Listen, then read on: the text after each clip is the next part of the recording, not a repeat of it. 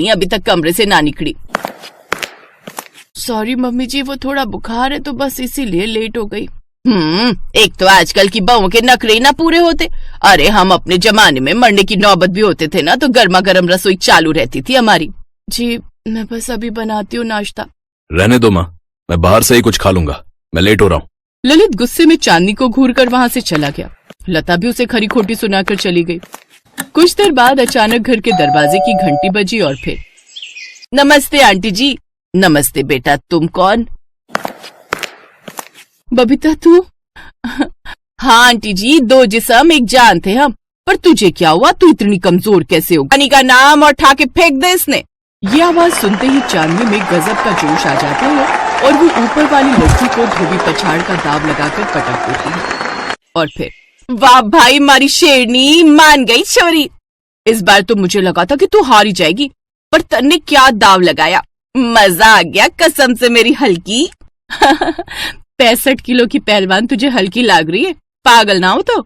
अरे वो हिंदी वाली हल्की नहीं रे, वो अंग्रेजों की फिल्म में है ना, वो हरा सा बड़ा सा आदमी हलक, वैसे तुम्हारे हरियाणा की हल्की है। बबीता तू और तेरी बातें, चल अब घर चले। ओ ना ना ना ना ना, अभी तो मैं तन्ने लस्सी पिलाऊंगी, वो भी फुल वाला बड़ा ग्लास। बड़ा प्यार आ रहा है मेरे ते। प्यार व्यार कोई ना, मैंने तो लड़कियां ते शर्त लगाई थी कि जीतेगी तो चांदनी। पता है पूरे 200 रुपए जीती हूँ मैं। राम राम, कुछ तो शर्म कर ले छोरी, कुश्ती मेरी साधना है, पूजा है, और तू यूं इसका जुआ बना रही है। अरे तो तू कर अपनी साधना, किसने रोका है तन्ने? पर मन ने कुछ पीसे कमाण लेन दे, अब फिर मैं तो लस्सी पिला रही हूँ ना तन्ने। ये है चांदनी, और जैसा इसका भारी शरीर वैसा ही इसका गुस्सा। चांदनी हरियाणा के हिसार की रहने वाली थी और वही कॉलेज में रहकर पढ़ाई कर रही थी। उसका एक ही शौक था और वो थी कुश्ती। ध्यान से खेलिए चांदनी, सुना है बड़ी खतरनाक पहलवान है, ये तेरा फाइनल मुकाबला है। अगर इसे हरा दिया ना तो तू बन जाएगी इंटर कॉलेज रेसलिंग चैंपियन। तू चिंता न कर, अब देखिए मैं कैसे इसे पटकनी देती हूँ। आज मुझे 2 काम निपटाने, एक तो यही हो गई, दूसरा किसे निपटाना है? शाम को लड़के वाले आ रहे देखने, पहले इसे पटक दूं, फिर उन्हें भी देख लूंगी। मुकाबला कड़ा था, पर चांदनी ने 3 बार की चैंपियन को कुछ ही मिनटों में उठाकर पटक दिया। फिर शाम को वो ट्रॉफी लेकर खुशी खुशी घर पहुंची। चांदनी ने घर में पड़े पुराने सोफे पर नजर डाली, जहाँ एक जवान लड़का बैठा था और उसके बगल में उसके माता पिता, जिन्हें देखकर चांदनी ने कहा, नमस्ते जी। नमस्ते नमस्ते बेटा, बहन जी यही चांदनी है? हाँ जी, यही मेरी फूल सी बच्ची है, मेरी इकलौती बेटी चांदनी। अच्छा अच्छा बेटा, बड़ा ही पसीने पसीने हो रही हो, कहीं से भाग कर आ रही हो के? अरे वो कॉलेज में नींबू चम्मच दौड़ होती है ना, तो उसमें पहले नंबर पर आई है जी हमारी छोरी। चांदनी ने कई साल मेहनत करके ट्रॉफी जीती थी, पर उसकी माँ ने उसकी तारीफ करने के बजाय उसकी कुश्ती पर नींबू निचोड़ दिया था।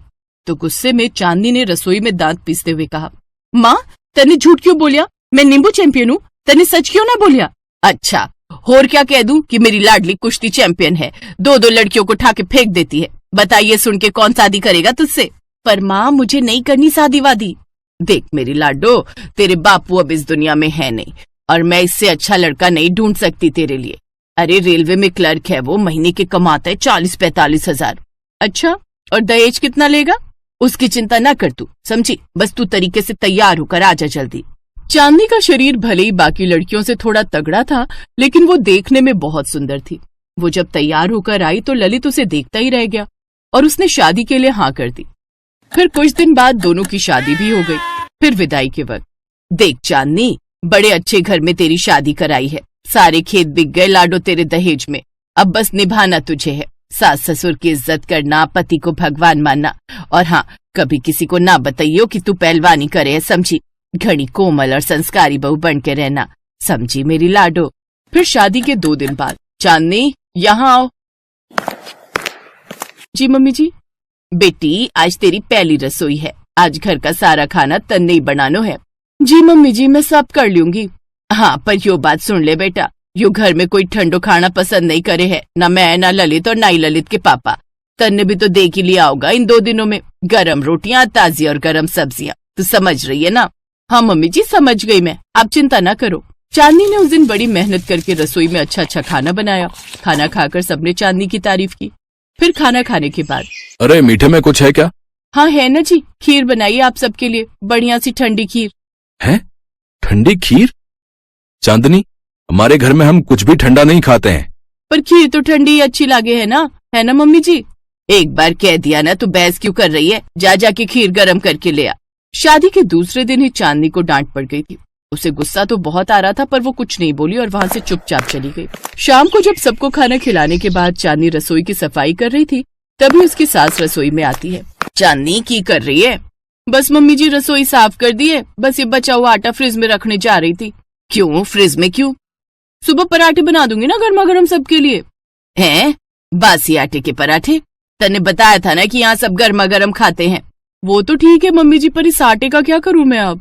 फेंक दे और क्या करेगी, और आगे से ध्यान रखियो। चांदनी को बहुत बुरा लगा और गुस्सा भी आया, क्योंकि उसकी माँ ने उसे हमेशा अन्न का सम्मान करना सिखाया था। इसी तरह कई साल बीत गए।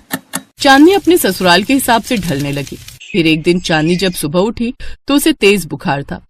उसे कमजोरी का एहसास हो रहा था कि तभी उसकी सास ने उसे आवाज लगाई, चांदनी, ओ चांदनी, अरे कहाँ है? देखो कितना टाइम हो गया और ये मारा आ गई। चांदनी ने बबीता से कुछ नहीं कहा और उसे अपने साथ रसोई में ले आई। सुबह सुबह पति और फिर सास से डांट खाकर उसका मूड वैसे ही खराब था। और फिर जब बबीता ने उसे कुरेदा तो उसकी आंखें छलक आई। पुरवासी होकर बबीता के गले लगकर रोने लगी।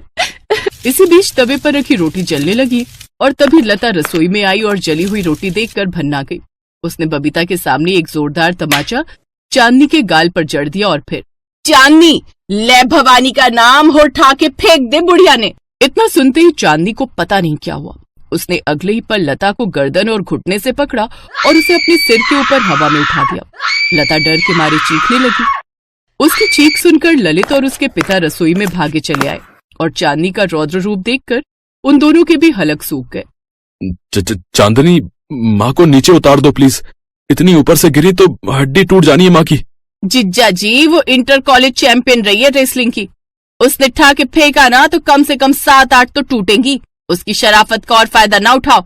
मैंने उसके अंदर की शेरनी जगा दी, अब उसे परेशान करने की गलती ना करना, वरना गर्मा गर्म रसोई की जगह क्या फायदा? आपकी कनपटी पे 2-4 गर्मा गर्म धर दे। जी समझ गया, सॉरी चांदनी, माँ को नीचे उतार दो प्लीज। बबीता के कहने पर चांदनी ने लता को जमीन पर उतार दिया। लता थर थर कांप रही थी। आंटी जी, ये तो बता दो, ऊपर हवा ठंडी थी कि गर्मा गर्म है? अरे दीपा की सास अगले दिन पड़ोस वाली के साथ बातें कर रही थी। क्या बात है आशा बहन, सुना है तुमने तो पूरे घर को रसोई बना दिया है। कल मिस्टर शर्मा और उनकी पत्नी तुम्हारे घर कार्ड देने आए थे ना? हाँ आए तो थे, क्या हुआ? वही बता रहे थे कि तुम्हारे घर जब कार्ड देने गए तो उनसे खड़ा भी नहीं हुआ गया। तुम्हारी बहू ने पूरे ड्राइंग रूम को रसोई बनाकर रखा हुआ था। जिधर देखो उधर खाने के बर्तन फैले हुए थे। मुझे तो मिसेस शर्मा ही बता रही थी, बोली उन्हें तो बहुत प्यास भी लगी थी, पर वहाँ तुम्हारे घर उन्होंने पानी भी नहीं पिया क्योंकि तुम्हारे घर में उनका रुकने का मन ही नहीं था। ऐसे कौन खाना खाता है आशा बहन? मैं बहू से इस बारे में बात करूंगी। अच्छा मैं चलती हूँ। दीपा की सास गुस्से से भरी, ना बेटी, अब तो कुछ गर्मा गर्म ना चाहिए, जैसी बहू की मर्जी हो वैसे एडजस्ट कर लेंगे हम तो। देख लिया चांदनी, तू तो खामखा परेशान हो रही थी। चल अब मैं चलती हूँ, बाकी कभी फिर ते मेरी जरूरत पड़े तन्ने जोश भरण खातर ते बुला लियो। इसके बाद चांदनी ने मुस्कुराते हुए बबीता को विदा किया।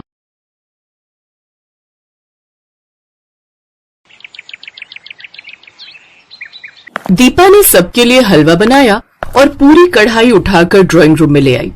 उसके सास ससुर को थोड़ा अजीब तो लगा, पर उस समय उन्होंने सोचा कि शायद नई नई बहू है तो घबराहट में उसने ऐसा किया होगा। अरे दीपा भाभी, आप तो हलवे की पूरी कढ़ाई उठा कर ले आए। कोई बात नहीं मेघा, चलो तुम भी हलवा परोसने में भाभी की मदद करो। कोई नहीं जानता था कि रसोई के बर्तन इधर उधर रखना और सारा खाना रसोई से लेकर घर में भी फैला देना, ये दीपा और उसके पूरे परिवार की आदत थी। ये तो जब दीपा ससुराल में रहने लगी तब सबको उसकी इस आदत का पता चला। दीपा, तुम रसोई के सारे बर्तन खाना बनाने के बाद बाहर क्यों ले आती हो? आज तुमने दाल चावल बनाए तो पूरा कुकर और कढ़ाई बाहर आंगन में रख दी, ऐसे थोड़ी होता है। तो इसमें क्या बुराई है? बार बार रसोई में जाने से अच्छा है एक ही बार में सारे बर्तन बाहर रख दो। हम तो अपने घर में ऐसे ही करते हैं। अब मैं ये थोड़ी है बार बार मैं रसोई में उठकर जाऊंगी कुछ चाहिए हो तो। सबके बार बार टोकने पर भी दीपा ने अपनी आदत को नहीं सुधारा। एक दिन दीपा के सास ससुर कहीं बाहर गए हुए थे। वहीं दीपा खाना बनाकर हॉल में बैठी हुई थी। तभी कुछ मेहमान आ जाते हैं। नमस्ते बेटा, आशा बहन जी घर पर नहीं है क्या? माँ बाबूजी किसी जरूरी काम से बाहर गए हैं। ऐसा है बेटा, हमारे बेटे जो है राहुल की शादी है। ये शादी का कार्ड है और मिठाई का डिब्बा। माँ पापा से कह देना कि सबने शादी में जरूर आना है। तभी आनंद भी कमरे से बाहर आ जाता है। नमस्ते अंकल जी, नमस्ते आंटी जी। आइए बैठिए ना। दीपा, अंकल आंटी के लिए कुछ चाय नाश्ता? नहीं नहीं बेटा, मुझे लगता है आप खाने के लिए बैठे हो, फिर कभी आएंगे। अच्छा, शादी में सबने पहुंचना है, मम्मी पापा को बोल देना। कार्ड देने आए पति पत्नी अजीब सा मुंह बनाकर वहां से चले गए हुई थी। वो जैसे ही अपनी बहू दीपा को खरी खोटी सुनाने के लिए जाने लगती है, तभी एक टैक्सी उनके दरवाजे पर रुकती है। टैक्सी में दीपा के मम्मी पापा और भाई बहन बैठे हुए थे। दीपा का मायका दूसरे शहर में था, इसलिए शादी के बाद उसके मायके वाले उसे मिलने और कुछ दिन उसके पास रहने आए थे। इस वजह से दीपा की सास उसे कुछ कह नहीं पाई। माँ पापा, ज्योति अमन, आप सबने तो मुझे सरप्राइज दे दिया। हाँ, सोचा शादी के बाद कुछ दिन तुम्हारे पास रह लेते हैं, तुम्हारे शहर में घूम लेंगे। अभी कुछ दिन काम तो था नहीं, इसलिए घर पर खाली ही बैठे थे, तभी तुमसे मिलने आ गए। बहुत अच्छा किया। दीदी, बहुत जोरों की भूख लगी है, कुछ बढ़िया खाने को मिल जाए तो मजा आ जाए। दीपा दीदी, मैं तो आपके हाथों के गरम गरम छोले भटूरे खाने के लिए तरस गई। मम्मी तो बनाती ही नहीं है। कोई बात नहीं, मैं अभी थोड़ी देर में सब कुछ बढ़िया तैयार कर दूंगी, तब तक आप लोग फ्रेश हो जाओ। आशा देवी ने सोचा भी नहीं था कि कुछ देर बाद उसके घर का नजारा क्या होने वाला है। अरे दीपा, मुझे प्याज टमाटर यहीं दे दे, मैं काट देती हूँ। हाँ माँ, मैं लाती हूँ। दीदी, मैं सलाद का सामान लेकर आती हूँ, आप मुझे बता दो कहाँ रखा है। वही फ्रिज में सब कुछ है, निकाल कर ये बाहर ले आओ। तीनों मिलकर बैठकर काम भी कर लेंगे और गप्पे भी मार लेंगे। ड्राइंग रूम की हालत देखने वाली थी। एक तरफ मेज पर आलू प्याज के छिलके बिखरे हुए थे और बाकी सब सब्जियां फैलाकर बैठी हुई थी। पूरे ड्राइंग रूम का नजारा अगर कह दूं कि वो यहाँ से चले जाएं, हैं? तुम भी कैसी बातें करती हो। थोड़े दिन की बात है, संभाल लो। जब वो चले जाएंगे तब हम बहू से बात करेंगे। एक दिन दीपा रसोई में खिचड़ी बना रही थी। उसने खिचड़ी बनाई और गरम गरम कुकर लाकर ड्राइंग रूम में रख दिया और अंदर बर्तन लेने के लिए चली गई। तभी दीपा की सास अलमारी से कुछ सामान निकालने आई। उस समय ड्राइंग रूम में कोई नहीं था, बस दीपा की सास आशा ही थी। अचानक कुकर फट गया। आशा को अस्पताल लेकर जाते हैं। घबराने की कोई बात नहीं है, मैंने आशा जी के हाथ पर दवाई लगा दी है, कुछ दिनों में आराम आ जाएगा। ये सब दीपा भाभी और इनके मायके वालों के कारण हुआ है। अगर इनमें जरा सी भी समझ होती तो ये इस तरह से लापरवाही न देखने वाला था। भाभी, ये सब क्या है? पूरी ड्राइंग रूम को तो आपने रसोई बना दिया, सब कुछ गंदा हो गया है। अभी तो काम वाली सफाई करके गई थी और देखो ना, जगह जगह से पंखे से आटा उड़कर इधर उधर फैल रहा है। कोई नहीं, मैं अभी साफ कर दूंगी, बस हो ही गया। ज्योति गुस्से में अपनी मम्मी के कमरे में जाती है और सारी बात कह देती है। माँ, घर का क्या हाल हो गया? आपको भी पता है ये घर कम रसोई ज्यादा लगता है। जहाँ देखो वहां सब्जियां, बर्तन, आटा, दाल, चावल इधर उधर बिखरा ही रहता है। भैया भी भाभी को कुछ नहीं कहते। जब से वो इस घर में आई, घर में बिल्कुल साफ सफाई नहीं रहती। ऊपर से उनके मायके वाले और यहाँ आकर बस गए। मैं भी इसी बात से तंग हूँ। ये तेरे पापा बैठे हैं ना, ये कुछ नहीं बोलते, बस मुंह सिलकर बैठे रहते हैं। अरे तुम तो मेरे पीछे ही पड़ी रहती हो आशा।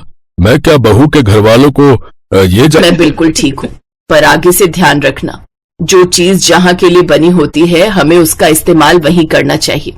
चलो अब चुप हो जाओ और आप सब भी इस तरह की बातें मत कीजिए। ये आपका ही घर है और जब भी चाहे आप यहाँ आ सकते हैं। और अभी आप सभी यहाँ से नहीं जाएंगे। अगले हफ्ते दीपा का जन्मदिन है, उसके बाद ही हम आपको जाने देंगे। माँ जी, आपको कैसे पता मेरा जन्मदिन है? आनंद ने बताया था। वो चाहता था कि तुम्हारे पहले जन्मदिन पर सरप्राइज रखे। आई एम सॉरी भाभी, मैंने भी बहुत ज्यादा बोल दिया। अब दीपा ने रसोई का खाना घर में फैलाने की आदत छोड़ दी। अब वो जो कुछ भी बनाती रसोई से ही थाली में परोस कर लाती, जिससे उसकी लाइफ में सब कुछ ना करती। आज अगर माँ को कुछ हो जाता ना, तो बस मैं तो इनसे बिल्कुल रिश्ता तोड़ देती। सबका मूड खराब था क्योंकि जो भी हुआ था बहुत गलत हुआ था। दीपा और उसके मायके वाले भी थोड़े घबराए हुए थे। उन्हें डर था कि कहीं वो दीपा के साथ कुछ गलत ना करे। दीपा के मम्मी पापा और दीपा बहुत शर्मिंदा थे। समधन जी, जो भी हुआ बहुत गलत हुआ, पर आप हम सबकी गलतियों की सजा हमारी दीपा को मत देना। हम वादा करते हैं हम कभी भी यहाँ नहीं आएंगे। हम दीपा से दूर रहेंगे, पर आप दीपा को हमारे साथ मत भेजना।